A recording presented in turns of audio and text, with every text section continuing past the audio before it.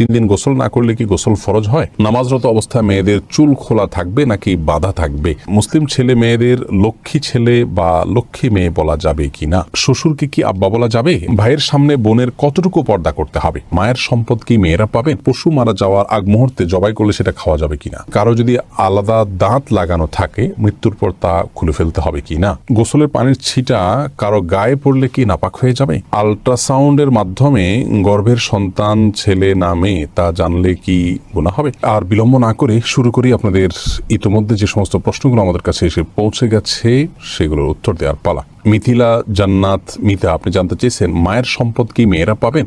বোন মিথিলা, মায়ের সম্পদ মেয়েরা পাবেন, ঠিক বাবার সম্পদ যে হারে পান সে হারেই। আমরা অনেকেই মনে করি যে বাবার সম্পদের ভাগ বোধ হয় একভাবে হয়, মায়ের সম্পদের ভাগ বোধ হয় আরেকভাবে হয়। এটি ভুল ধারণা।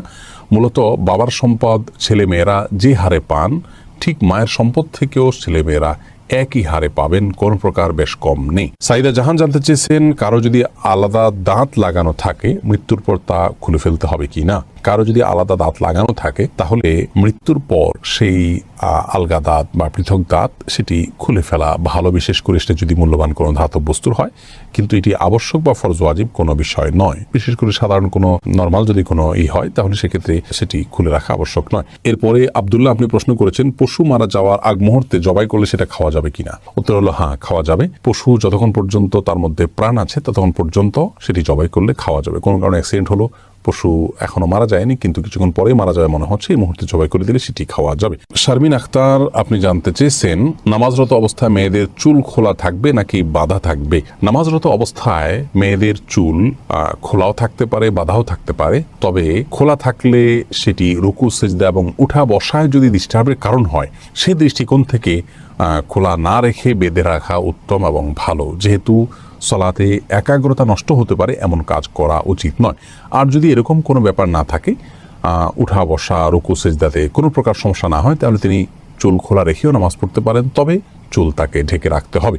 অর্থাৎ বড় কোনো ওড়নার মাধ্যমে এই চুলগুলোকে ঢেকে রাখতে হবে। যিনি রুকুতে সিজদায় উঠা বসায় কোনো অবস্থাতে যেন চুলের কোনো অংশ প্রকাশিত না হয় সেদিকটি খেয়াল রাখতে হবে। আম্বিয়া খাতুন জানতে চেয়েছেন ভাইয়ের সামনে বোনের কতটুকু পর্দা করতে হবে? দেখুন, ভাইয়ের সামনে বোনের পর্দার বিষয়টি হলো একজন নারী অন্য নারীর সাথে যতটুকু খুলতে পারবেন, উন্মুক্ত করতে পারবেন, একজন মেয়ে মানুষ তার ভাইয়ের সামনে ততটুকু পর্দা খুলতে পারবেন, শরীরের সে অংশগুলো তিনি প্রদর্শন করতে পারবেন।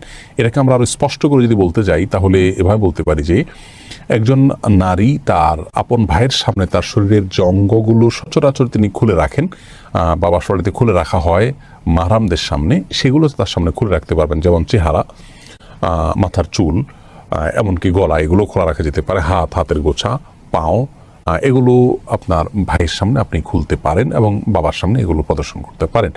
কিন্তু এর বাইরে আপনার আজকাল একটা নির্লজ্জতা আমরা দেখতে পাচ্ছি, সেটা হলো যে অনেক পরিবারে আপনার ভেতরে বাইরে নারীরা শর্ট পোশাক আশাক পরে থাকেন, সেটি কোনো অবস্থাতে জায়েজ নয় এবং সেটা আপন ভাইয়ের সামনে হলেও সেটি জায়েজ নয়, শুধুমাত্র স্বামীর সামনে সেটি জায়েজ হতে পারে। বিধায় এ ব্যাপারে আমাদের সাবধান হওয়া উচিত এবং দায়িত্বশীল থাকা উচিত। এরপরের প্রশ্ন হলো গোসলের পানির ছিটা কারো গায়ে পড়লে কি নাপাক হয়ে যাবে? উত্তর হলো গোসলের পানির ছিটা, সাধারণ পানির ছিটা যদি কারোর গায়ে গিয়ে পড়ে তাহলে সেটি নাপাক হবে না, তার শরীর নাপাক হবে না, কাপড়ের উপর লাগলে সে কাপড় নাপাক হবে না। তবে শরীরে যদি কোথাও দৃশ্যমান নাপাক থাকে শরীরের উপরে, সেই জায়গাতে পানি পড়ে এবং সেই পানিটা গিয়ে নির্দিষ্টভাবে কারোর গায়ে লাগে, তাহলে সেই অংশ যে অংশে লাগবে শুধুমাত্র সেই অংশটা নাপাক হবে, সেটিকে ধুয়ে ফেললেই পাক হয়ে যাবে। আর যদি এরকম দৃশ্যমান কোনো নাপাক না থাকে, জাস্ট তার গোসল ফরজ হয়েছে হয়তো, কিন্তু শরীরের উপরে কোনো দৃশ্যমান নাপাক নাই, তাহলে শরীরের উপরে যে পানি ব্যবহার করা হবে সেটা ছিটা গিয়ে অন্য কারো কাপড় পড়লে সেটি নাপাক হবে না। কারণ নাপাক দূর করার জন্য আমরা উযু করি, গোসল করে থাকি, এই ব্যবহৃত পানি নাপাক হয়ে যায় না যদি সেখানে দৃশ্যমান নাপাক না থাকে। এরপর জেন্টেলম্যান আইডি থেকে আপনি জানতে চেয়েছেন মুসলিম ছেলে মেয়েদের লক্ষ্মী ছেলে বা লক্ষ্মী মেয়ে বলা যাবে কি না?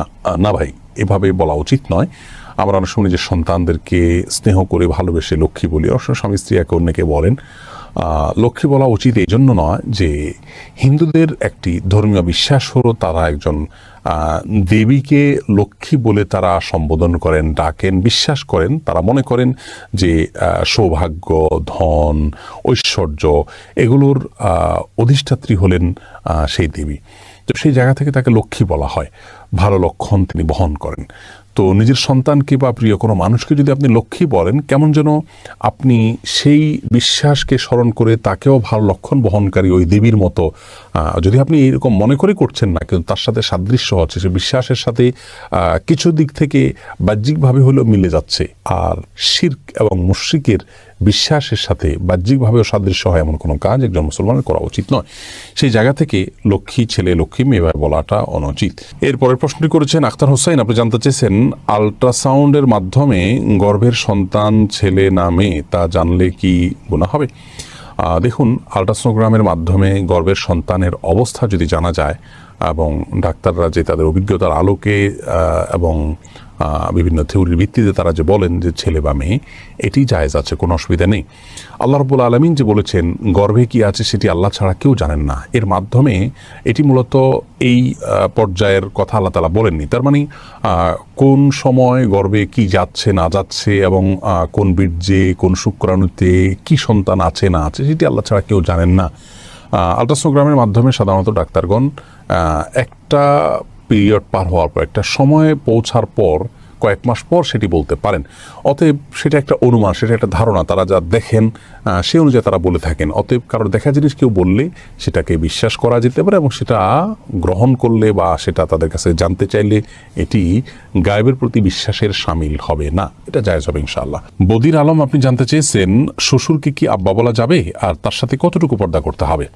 দেখুন, শ্বশুরকে বাবা বলা যাবে, কোনো অসুবিধা নেই। আল্লাহ রাব্বুল আলামিন কোরআনে হাকিমে যে বলেছেন উদউহুম লিআবাইহিম হুয়া আকসাতু ইনদাল্লাহ, অর্থাৎ সন্তানদেরকে তাদের বাবার, জন্মদাতা বাবার সাথে সম্বন্ধ করে তাদেরকে ডাকো, অন্য কাউকে বাবা ডেকো না, তাদের বাবা হিসেবে অন্য কাউকে সম্বোধন করো না। এখানে যে আল্লাহ রাব্বুল আলামিন নিষেধ করেছেন অন্য কাউকে বাবা বলতে, তার অর্থ হলো অন্য কাউকে বাবার জায়গায় যদি কেউ বসান এবং ধরুন সার্টিফিকেটে, পাসপোর্টে, এনআইডিতে এবং বিভিন্ন ডকুমেন্টসে এবং মানুষের সামনে যদি এমনভাবে অন্য কারোর নাম বাবা হিসাবে তিনি পেশ করেন যে তাকেই বরং সমাজের মানুষ তার জন্মদাতা মনে করেন, সেটি নিষেধ।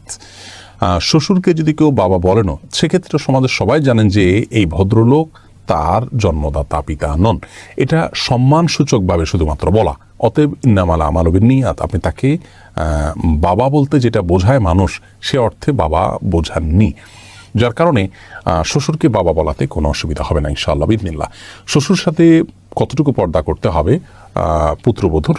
এর উত্তর হলো একজন মাহরামের সাথে যতটুকু পর্দা করবেন আপনি আপনার নিজের বাবার সামনে যতটুকু পর্দা করবেন, নিজের ভাইয়ের সামনে যতটুকু পর্দা করবেন, তার সামনে ততটুকু পর্দা করবেন। চেহারা এমনকি মাথার চুল ইত্যাদি খোলা থাকলেও গুনাহ হবে না, পর্দার লঙ্ঘন হবে না। হাতের তালু এবং বাহ্যিক অংশ, পায়ের বাহ্যিক অংশ, এগুলো আপনি খোলা রাখতে পারেন তার সামনে। একই কথা প্রযোজ্য হবে শাশুড়ির বেলায় এবং জামাইয়ের বেলায়। জামাই তিনি শাশুড়ির এই চেহারা, হাত এবং পা, এই অংশগুলো দেখতে পারবেন। তার মায়ের, তার বোনের যে অংশগুলো তিনি দেখতে পারেন, ইনিও তার মাহরাম হয়ে গেছেন, সেই হিসাবে তারও সেই অংশগুলো দুটো দেখতে পারবেন। হোসাইনা খাতুন আপনি জানতে চেয়েছেন 3 দিন গোসল না করলে কি গোসল ফরজ হয়? না, 3 দিন গোসল না করলে গোসল ফরজ হয় এমন কোনো কথা নেই। অনেকে মনে করেন যে 3 দিন বা এতদিন গোসল না করলে তখন গোসল করতে হয় ফরজ হিসেবে।